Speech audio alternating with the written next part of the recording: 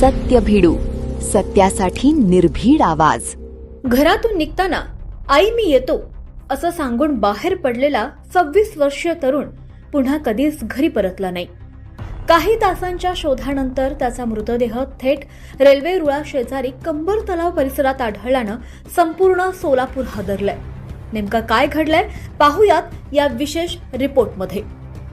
सोलापूर शहरातील गवळी वस्ती ओम अवंती नगर येथे राहणारा व्यंकटेश पांडुरंग बलमेरी वय वर्ष 26 हा MIDC परिसरातील टॉवेल कारखान्यात काम करत होता. 4 ऑगस्ट रोजी तो कोणालाही काहीही न सांगता घराबाहेर पडला. रात्र झाली पण व्यंकटेश घरी परतलाच नाही.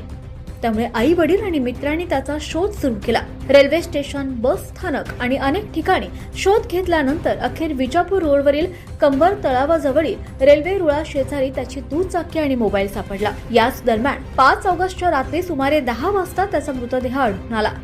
ही बातमी समजताच कुटुंबियांवर दुःखाचा डोंगर कोसळला.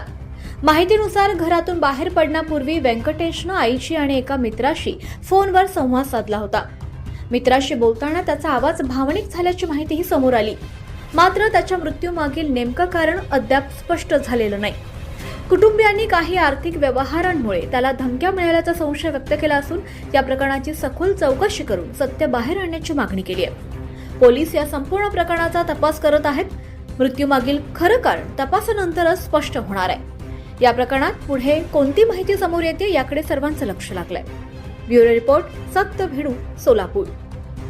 सत्याला साथ द्यायची असेल तर आत्ताच सत्य भिडू चॅनलला सबस्क्राईब करा. बेल आयकॉन दाबा आणि प्रत्येक निर्भीड, ताजी व विश्वासार्ह बातमी सर्वात आधी मिळवा.